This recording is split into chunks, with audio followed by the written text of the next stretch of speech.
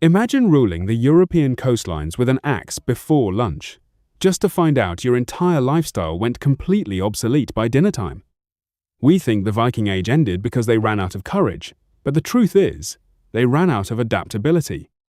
For centuries, a simple wooden longship and an axe were all you needed to dominate the map. But when your signature raids reward you with massive hoards of silver, your ego instantly convinces you that your tactics are permanent.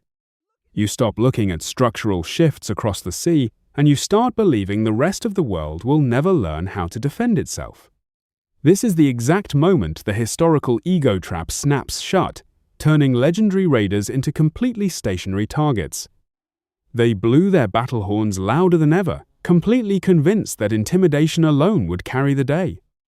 They marched into foreign territories with extreme arrogance, entirely blind to the massive structural changes happening right under their noses.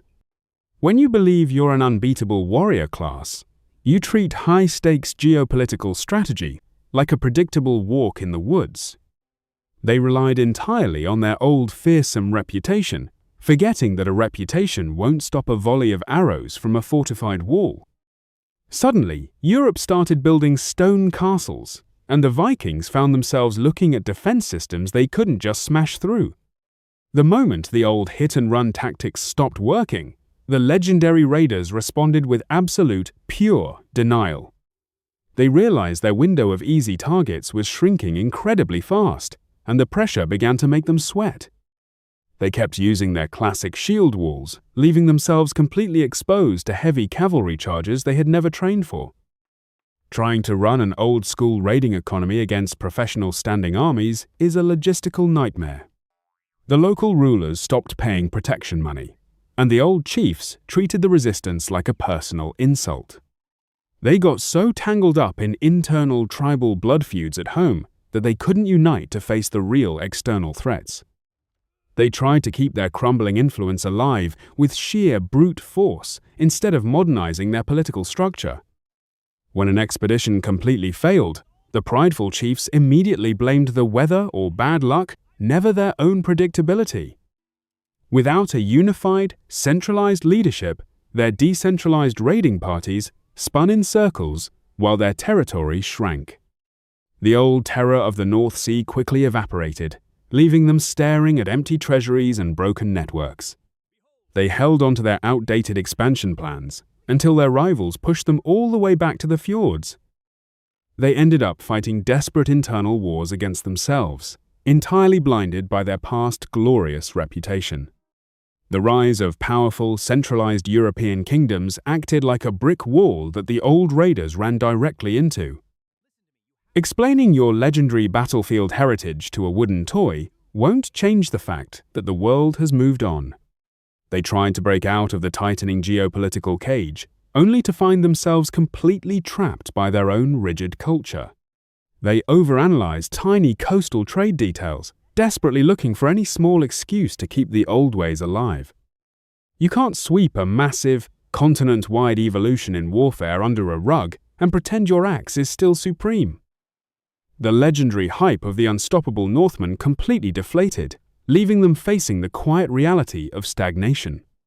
They looked at the horizon, hoping for a historical loophole that would let them win without changing their methods.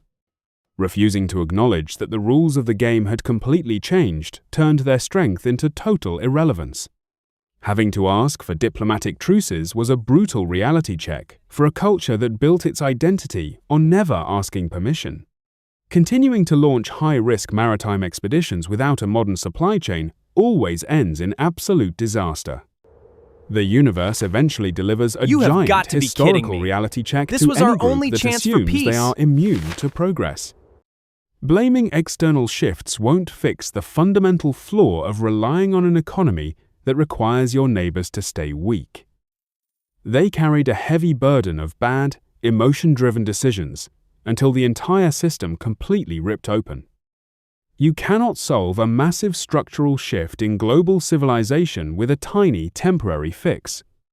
When the old strategy completely implodes, the urge to retreat and pack your bags becomes incredibly real. The targets became fortified, the resources dried up, and they were left facing the brutal math of an obsolete model. They ignored the changing landscape because they were utterly terrified of admitting they were no longer the apex predators. The ultimate realization finally hit. The biggest threat to their survival wasn't the enemy armies, it was their own stubborn pride.